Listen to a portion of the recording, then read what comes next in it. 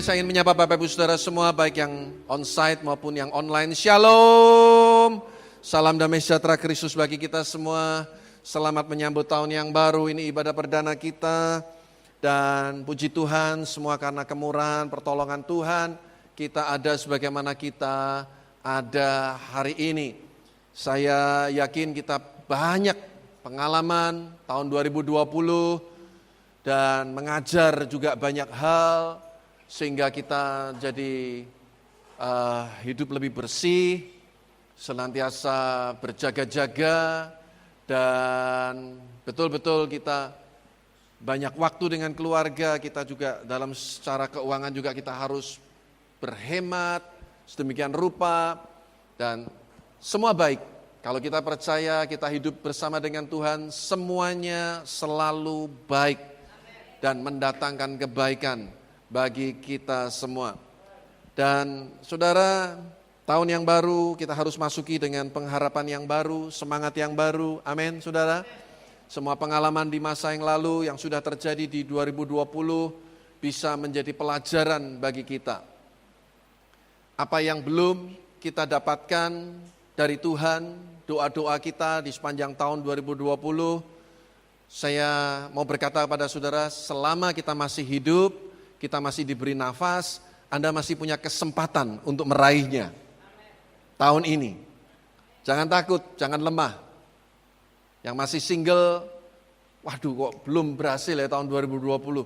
Anda masih hidup, 2021 masih punya pengharapan. Kecuali janur sudah melengkung. Ya. Kalau tradisi Jawa itu kan kalau pernikahan ada janur yang melengkung, itu tandanya pernikahan. Nah, kalau udah menikah ya udah ya. Putus satu tumbuh, nah, selalu begitu ya. Emang mau nyanyi Salomo, putus satu pasti Tuhan akan tumbuhkan, berikan satu lagi penggantinya yang lebih baik. Kan begitu saudaraku ya, kalau 1000 terlalu banyak saudara. Jadi masih ada pengharapan, jangan putus asa, jangan kecewa. Kita berjalan bersama dengan Tuhan, kita pasti akan melihat masa depan yang cerah. Karena itu janji Tuhan buat kita semua. Oleh sebab itu, saudara kasih Tuhan, kita akan lihat Alkitab kita bersama-sama di dalam Roma 15 ayat 13. Dan tema sepanjang tahun ini adalah elevate, yang artinya peninggian. Siapa yang kita tinggikan, gak ada yang lain, Tuhan. Tahun ini kita harus lebih lagi untuk mempermuliakan nama Tuhan.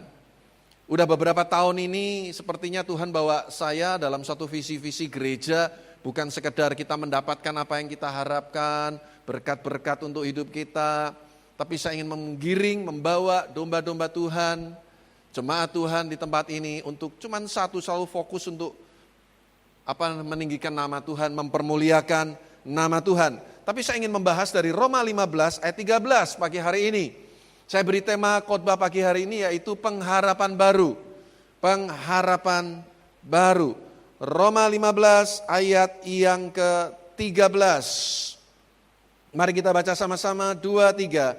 Semoga Allah sumber pengharapan memenuhi kamu dengan segala sukacita dan damai sejahtera dalam iman kamu, supaya oleh kekuatan Roh Kudus kamu berlimpah-limpah dalam pengharapan.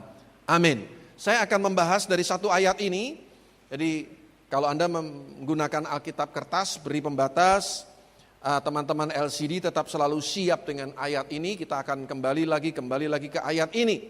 Dan kalau saudara Anda menggunakan gadget, handphone saudara, ayat ini akan terus kita baca, kita ulang-ulang. Nah, perhatikan.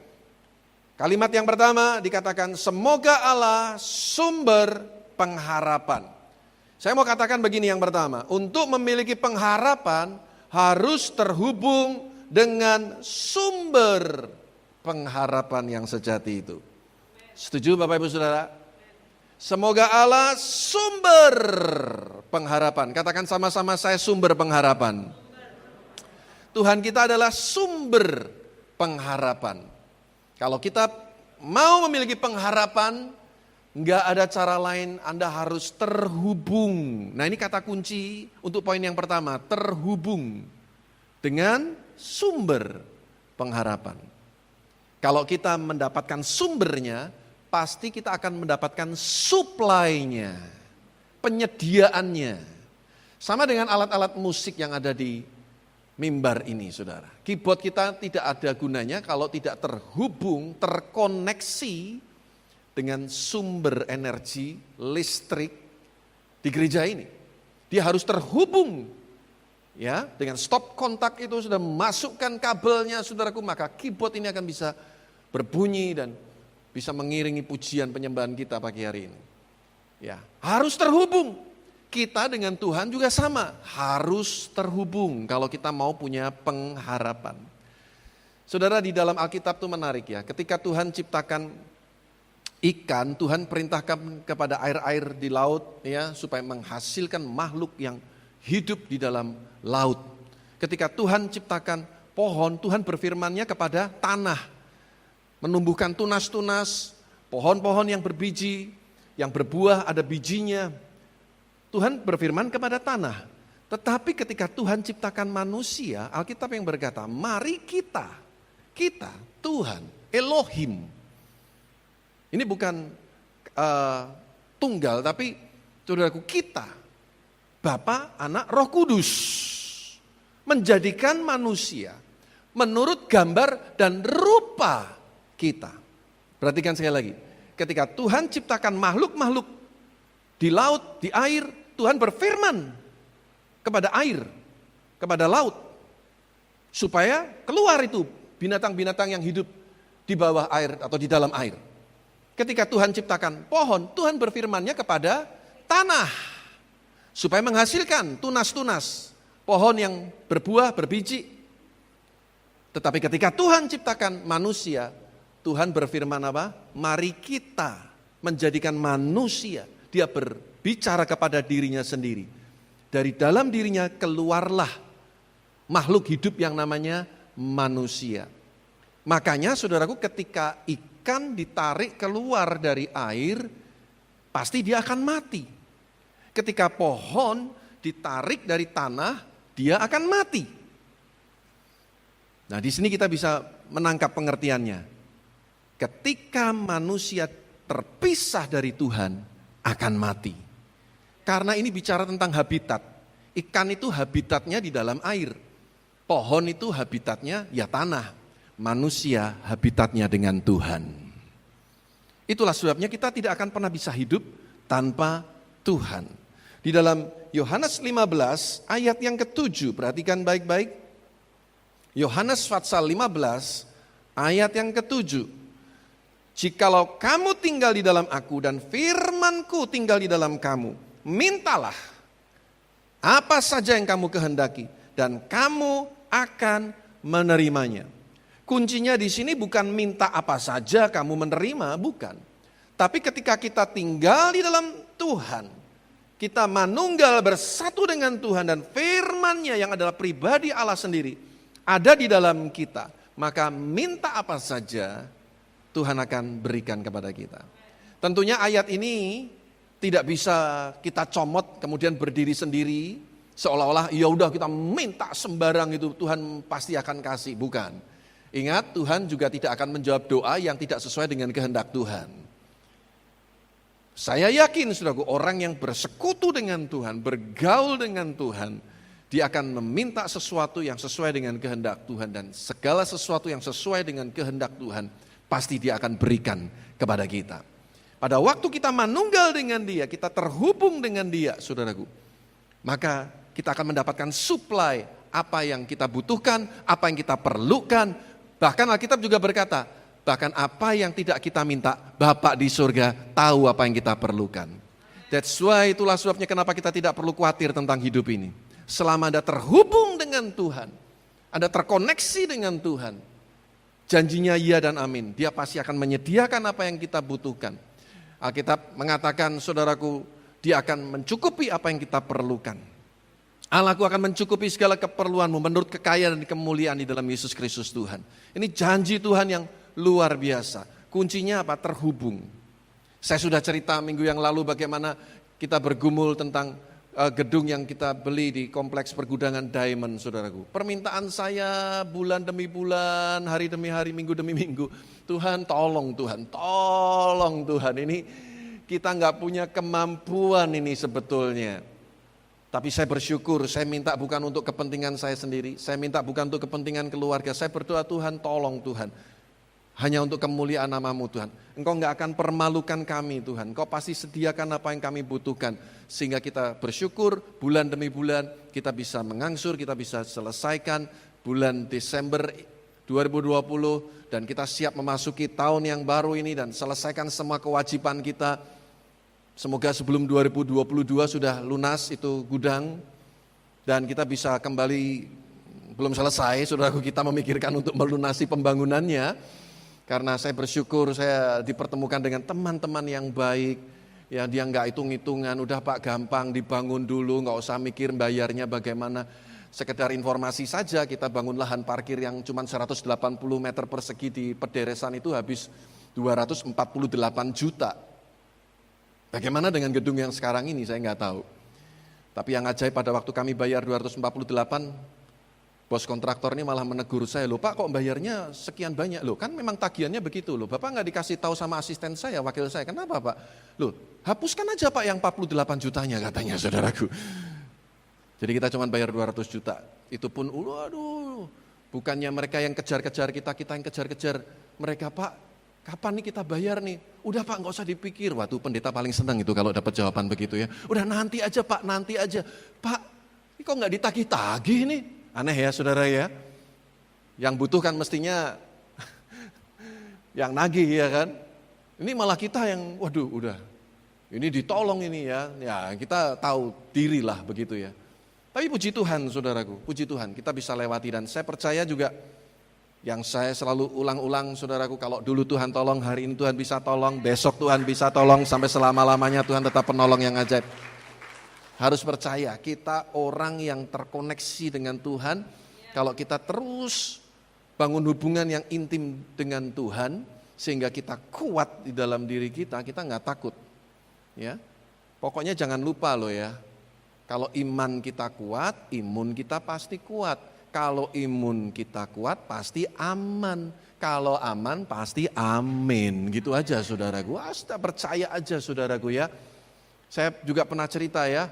Dulu waktu anak-anak saya masih kecil, saya seringin puterin video Uncle Donut. Uncle Donut. Ya. Filosofinya itu saudaraku, donat itu kan berlubang di tengahnya. Filosofinya apa dari video ini? Video walaupun itu anak-anak tapi saya belajar sesuatu. Lubang ini tidak bisa diisi oleh apapun juga. Engkau boleh sebut itu yang namanya kekayaan. Kekayaan gak akan bisa mengisi lubang ini. Kalau memang kekayaan itu segala-galanya, nggak ada orang kaya yang stres. Ternyata hari-hari ini banyak orang yang punya duit pun stres, nggak bisa tidur. Kalau Anda berpikir bahwa ketenaran bisa menutup lubang ini, tidak ada artis yang tenar yang bunuh diri. Lubang ini nggak bisa ditutup oleh apapun juga, kecuali kehadiran Tuhan dalam hidup kita. Kecuali kehadiran Tuhan dalam hidup kita. Kalau Anda menyadari itu, saudaraku, mungkin harta bisa berkurang, kesehatan bisa menurun, mungkin pekerjaan kita hilang, orang-orang yang kita cintai satu persatu meninggalkan kita. Tapi kalau ada kehadiran Tuhan, kita bisa tetap tegar, kita bisa tetap kuat dan menatap hari esok yang penuh pengharapan. Tuhan, Engkau selalu punya rencana yang baik dalam hidupku. Tepuk tangan bagi Allah kita yang luar biasa. Hanya Tuhan yang bisa isi ini. Ya. Orang tua bisa mengecewakan kita, sahabat bisa meninggalkan kita. Dan lubang ini hanya Tuhan yang bisa isi. Jadi ayo terus bangun hubungan dengan Tuhan. Jangan lupa, dari mimbar ini saya selalu mengingatkan, baca Alkitab. Kalau di rumah, YouTube sekarang banyak firman Tuhan yang bagus-bagus, dengerin firman Tuhan. Dengar firman Tuhan. Isi hati kita, pikiran kita dengan firman Tuhan. Baca, renungkan, lakukan firman Tuhan. Kalau saya bukan tipe pendeta yang main target-targetan, harus sekian puluh pasal, ya, sekian belas pasal. Saya selalu berkata begini, baca sesuai dengan pimpinan Tuhan dalam hidup saudara, renungkan, luangkan cukup waktu, walaupun mungkin 1-2 pasal, tapi renungkan, baca referensi-referensi yang lain. Mungkin kalau ada keterangan-keterangannya, ada renungannya berdasar ayat itu, Anda renungkan, lakukan dalam hidup saudara.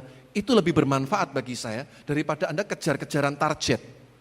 Oh, aku sudah 15 pasal hari ini. Good, boleh. Silakan. Tapi kalau Anda cuma baca, pokoknya 15 pasal. So what? Apakah menjamin merubah hidup kita? Bahkan 3-4 pasal atau ayat sebelum yang kita baca, udah lupa kita. Tadi baca apa ya? Pelan-pelan. Baca pelan-pelan, renungkan. Waktu saat teduh, berdiam diri di hadapan Tuhan, renungkan ayat-ayat itu. Bila perlu dihafalkan, lakukan dalam kehidupanmu setiap hari. Ini akan menjamin hubungan kita dengan Tuhan tetap baik. Sehingga saudaraku kita selalu terkoreksi. Jangan cuma satu arah. Setelah baca firman Tuhan, berdoa berdiam diri, Tuhan sekarang Engkau mau apa dalam hidupku? Apa yang harus aku lakukan Tuhan? Berdiam diri, dengar apa yang Tuhan mau untuk kita lakukan. Awali setiap hari demikian. Anda tetap terhubung dengan Tuhan. Karena ini kuncinya Bapak Ibu Saudara. Sumber pengharapan kita cuma Tuhan. Sekali lagi sumber pengharapan kita hanya Tuhan. Bukan yang lain. Ketika kita terhubung dengan Tuhan, jangan khawatir. Jangan khawatir. Dia akan supply apa yang kita perlukan. Ini yang pertama. Yang kedua, lihat lagi saudaraku Roma 15:13. Perhatikan, semoga Allah sumber pengharapan, perhatikan, memenuhi kamu dengan segala sukacita dan damai sejahtera. Yang kedua, saya percaya ketika kita terhubung dengan Tuhan sebagai sumber pengharapan itu, yang kedua, pasti ada pengharapan, pasti ada sukacita dan ada damai sejahtera. Sekali lagi, saudaraku, ketika kita terhubung dengan Tuhan, ada pengharapan, ada sukacita, ada damai sejahtera. Setuju Bapak Ibu Saudara? Orang kalau punya pengharapan, itu pasti sukacita dan damai. Lihat orang-orang yang sudah divonis, enggak ada harapan. Pasti atmosfernya, suasana hatinya beda. No hope, enggak ada harapan.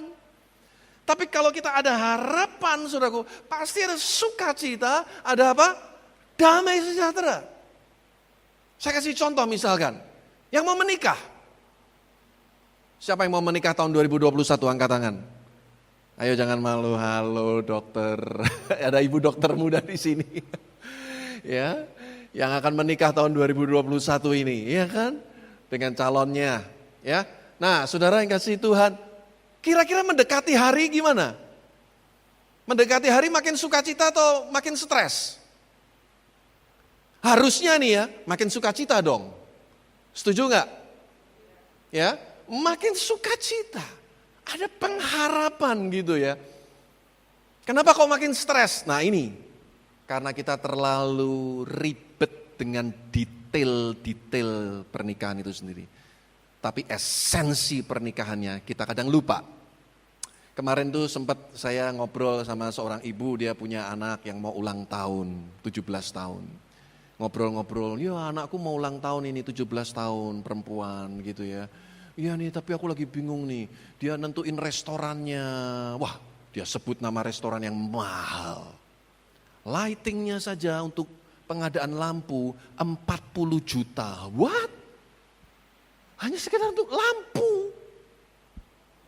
Belum nanti video syutingnya, belum fotografernya, belum yang lain-lain pernak-pernik. Itu yang bikin kita stres, jujur. Ya kan? Itu yang bikin kita bingung, waduh ini mesti begini begitu. Tapi kalau kita ngerti esensinya, mestinya saudaraku, wah ini momentum yang luar biasa.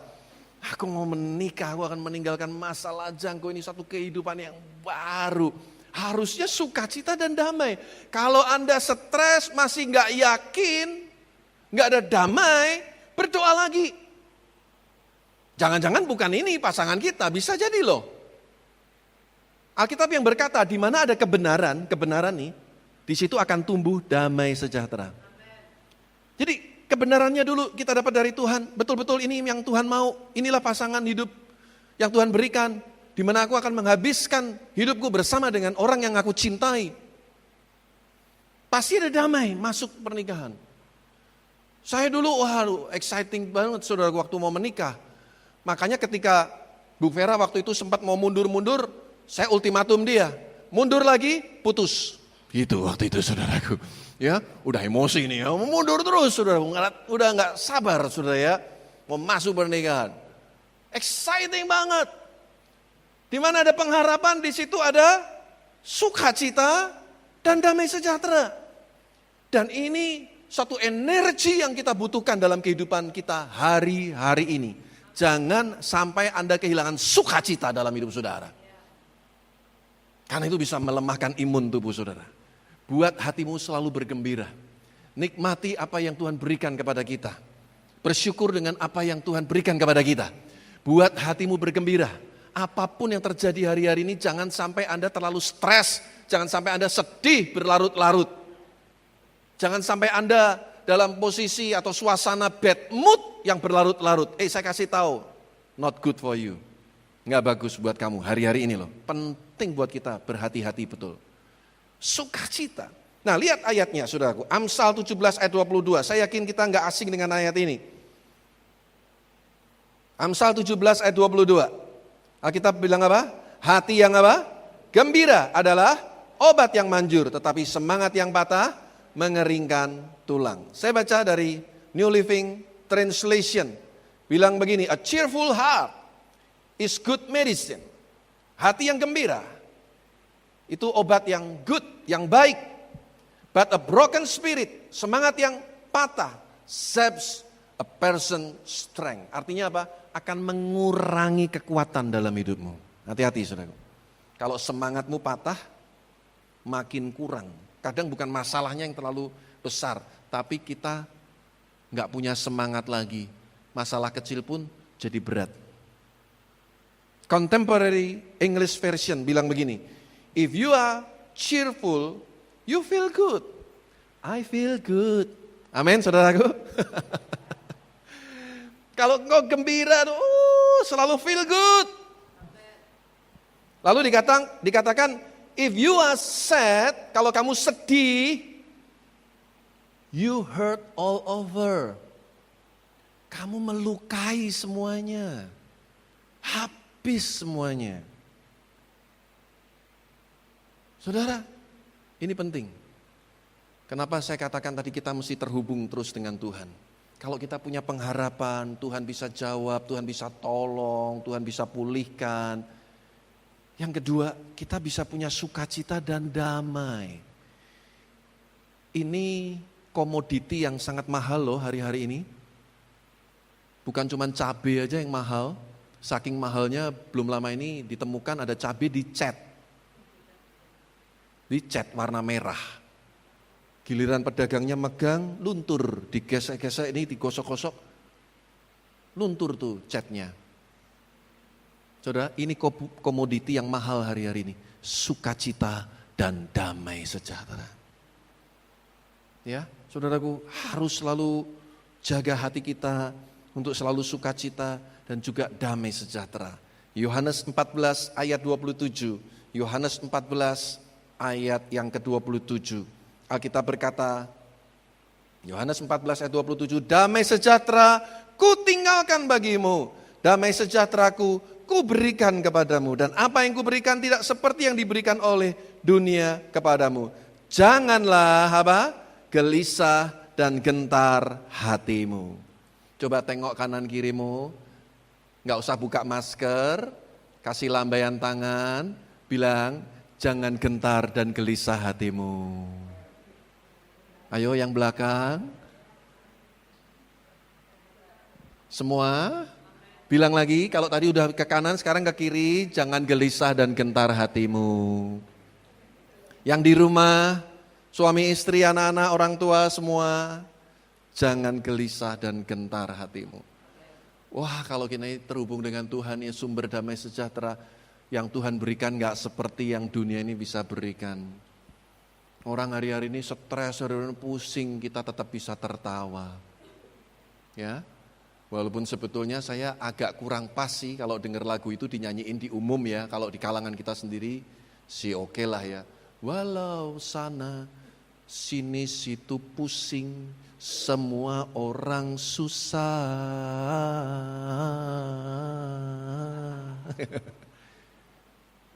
Ku kan tetap tertawa. Ya, oke sih kalau nyanyi-nyanyi sendiri ya, tapi kalian nyanyi di luar tuh bisa dianggap gini, saudaraku. Orang kok nggak punya toleransi ya? Kan bisa begitu pengertiannya, ngerti maksud saya ya? Orang lagi susah loh. Nah, jadi oke lah kalau mau nyanyi-nyanyi sendiri, tapi saya pikir jangan dinyanyiin lagi deh buat kita. Saya tetap percaya firman Tuhan ini, walaupun 10.000 rebah di sebelah kiri, 1.000 sebelah kanan, kita akan tetap tegak berdiri. Amin, saudaraku. Ini janji Tuhan buat kita semua. Memang kita harus selalu bersuka cita, memang kita harus selalu tertawa, memang kita selalu bahagia. Ketika kita terhubung dengan Tuhan, kita dapat sukacita, kita dapat damai sejahtera. Yang ketiga sekarang, perhatikan, Roma 15 lagi. Saya ulangin lagi, semoga Allah, sumber pengharapan, itu satu. Memenuhi kamu dengan segala sukacita dan damai sejahtera, ini kedua. Dipenuhi, wah penuh, sampai melimpah bahkan. Yang ketiga nih perhatikan, dalam iman kamu. Jadi bagaimana saudaraku kita bisa sukacita, kita bisa damai, kita bisa punya pengharapan, milikilah iman. Amin. Harus dalam iman. Kalau Anda dalam kenyataan, bisa nggak sukacita hari-hari ini? Bisa sukacita nggak? Sulit kita bisa tertawa. Sekarang Anda keluar ke sana, lebih gampang ketemu wajah-wajah orang yang murung daripada yang smile. Bahkan tidak perlu buka masker. Dari sorot matanya kita bisa lihat orang ini stres atau bahagia. Nah memang kita nggak bisa lihat mulutnya. Tapi dari sorot mata kita bisa lihat orang ini enjoying life nggak? Nikmatin hidup nggak? Ya saudaraku, iman, terimanya dengan iman. Bukan kenyataan. Dan iman itu timbul dari pendengaran. Dan pendengaran akan firman Kristus. Itulah sebabnya saya katakan gak bisa kita lepas dari firman Tuhan. Harus selalu bergaul dengan firman. Karena itu resource-nya, sumbernya di situ. Iman kita. Sehingga kita bisa punya kekuatan. Kita bisa selalu bersuka cita. Menghibur orang-orang yang sedang dalam kesusahan. Sementara kita sendiri dalam kesusahan. Di tengah-tengah krisis kita masih bisa jadi saluran berkat. Itu orang yang beriman. Orang beriman gak tunggu hebat dulu, gak tunggu kaya dulu, gak tunggu sukses dulu. Tapi dengan iman melangkah sesuai dengan kapasitas kepercayaan yang Tuhan berikan. Melakukan apa yang Tuhan perintahkan untuk kita lakukan. Itu iman. Berkali-kali saya juga katakan iman bukan berarti menyangkal kenyataan yang terjadi dalam hidup kita. Iman berarti berani menghadapi semua kenyataan yang memang harus kita hadapi hari-hari ini. Tidak selamanya pada waktu kita berdoa, maka keadaan akan berubah. Bahkan ketika kita makin lama berdoa, keadaan makin buruk mungkin. Makin gak karu-karuan. Hari-hari ini virus corona katanya sudah bermutasi. Lebih dahsyat lagi, ada peringatan-peringatan sekarang. Supaya kita lebih berhati-hati dan berjaga-jaga. Saudara, iman bukan berarti kita menyangkal semua kenyataan yang terjadi dalam hidup ini. Tapi iman itu berani untuk kita lewati semuanya itu. Mungkin keadaan tidak menjadi lebih baik. Keadaan, saudaraku, tidak berubah jadi lebih baik. Tapi ketika engkau punya iman, engkau ngerti bahwa Tuhan pakai keadaan itu untuk membuat engkau menjadi better you, menjadi orang-orang yang lebih baik. Ada amin saudaraku? Jadi pribadi-pribadi yang lebih bijaksana dalam mengelola keuangan. Jadi lebih sabar dengan suami, lebih sabar dengan istri. Jadi lebih pengertian dengan orang lain. Tidak selamanya keadaan berubah ketika kita berdoa. Tapi Tuhan bisa pakai keadaan-keadaan itu untuk merubah hidup kita menjadi pribadi yang lebih baik, saudaraku. Haleluya. Roma pasal 4 ayat 20 dan 21. Cerita tentang Abraham ini menarik sekali, tidak akan pernah membosankan. Roma 4 ayat 20 dan 21, tetapi terhadap janji Allah dikatakan apa? Ia tidak bimbang karena ketidakpercayaan, malah ia diperkuat dalam imannya dan ia memuliakan Allah dengan penuh keyakinan. Katakan sama-sama, saya penuh keyakinan. Bahwa Allah berkuasa untuk melaksanakan apa yang telah ia janjikan. Dalam penantiannya Abraham tentang keturunan yang dijanjikan Tuhan bukan makin lemah, makin kuat. Karena dia yakin Tuhan setia, Tuhan pasti sanggup menggenapi janji-janjinya. Tidak ada yang mustahil. Walaupun dia umurnya udah 100 tahun. Sarah mungkin 90 tahun barangkali. Saudaraku akhirnya melahirkan. Bayangkan. Coba bayangin kalau ada nenek-nenek 90 tahun datang ke gereja ini. Lalu dia bilang, Pak saya sedang hamil. Pasti kita geleng-geleng kepala dan kita bilang, bukan Oma, itu kanker. Ya kan saudaraku? Enggak, maksud saya, rasanya enggak mungkin banget deh. Begitu ya. Tapi ini, bayangin, ini zaman dulu loh. Zaman dulu loh, bukan zaman modern loh. Apa yang mustahil bagi manusia, tidak ada yang mustahil bagi Tuhan. Demi Tuhan menggenapi janjinya, Tuhan bisa putar balik dunia ini. Kalau Tuhan mau, tidak ada seorang pun yang bisa menghalangi. Ya, jadi percaya. Mungkin hasil lab kita hari-hari ini mungkin jelek. Ya, nggak usah takut. Ya, percaya Tuhan tidak ada yang mustahil. Engkau sanggup balik keadaan. Tapi bukan berarti terus, waduh ini kolesterol naik. Kalau gitu, wah kita perlu nikmati ini ya. Makan sate babi tiap hari ya. Wah ya ini ngaco. Saya selalu mencoba menjaga keseimbangan dalam pengajaran ya. Iman ya iman, tapi hikmat juga Tuhan kasih. Udah tahu kadar gulanya tinggi, ya kurangin. Minum yang manis-manis, rajin berolahraga. Saya ini tipe orang yang suka manis. Jadi saya, tapi juga berolahraga, itu jadi energi dalam hidup saya ya. Nah, jadi saudara kasih Tuhan, ini Abraham. Imannya nggak jadi lemah, justru makin kuat menanti-nantikan janji Tuhan. Mari ubah atmosfer negatif dalam hidup saudara menjadi positif dengan iman. Ya. Kolose pasal yang pertama ayat 23. Ini bagus juga untuk kita baca. Surat Kolose pasal yang pertama ayat yang ke-23. Saya ingin kita semua baca sama-sama ya. Kolose pasal yang pertama ayat 23. 2, 3. Sebab itu kamu harus bertekun dalam iman, tetap teguh dan tidak bergoncang, dan jangan mau digeser dari pengharapan Injil yang telah kamu dengar dan yang telah dikabarkan di seluruh alam di bawah langit, dan yang aku ini Paulus telah menjadi pelayannya. Dengar baik-baik, Alkitab mengingatkan kita seperti Paulus kepada jemaat di Kolose, ayo bertekun dalam iman, tetap teguh, tidak bergoncang, dan ini perhatikan, jangan mau digeser dari pengharapan Injil.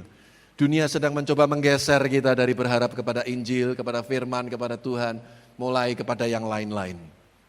Jangan mau digeser katanya dari pengharapan kepada Injil.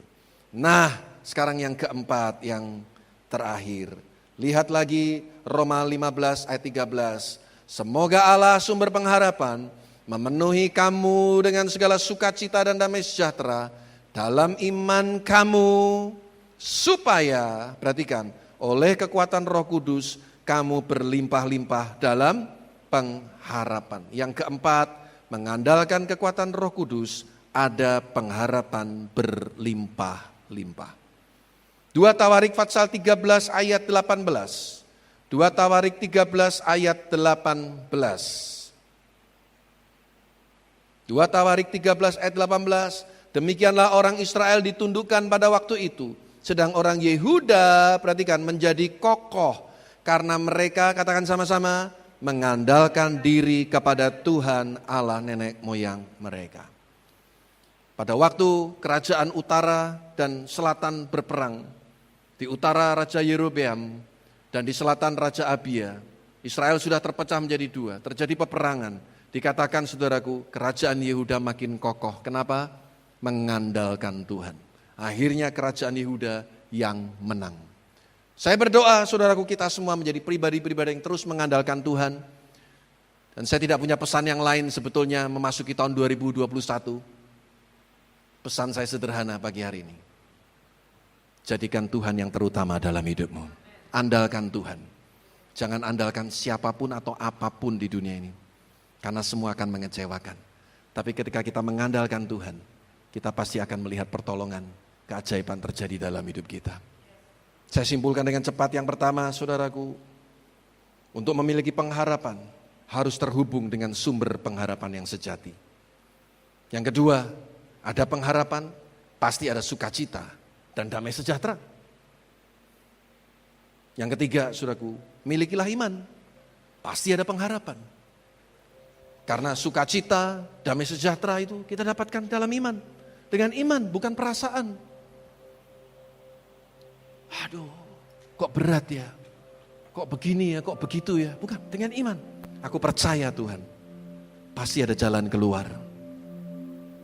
Itu iman. Dan yang keempat, mengandalkan kekuatan Roh Kudus. Ada pengharapan berlimpah-limpah. Mengandalkan kekuatan Tuhan, mengandalkan kekuatan Roh Kudus. Dialah penghibur, Dia penolong bagi kita semua. Kita nggak pernah berjalan sendiri. Ada Tuhan yang selalu beserta dengan kita. Amin.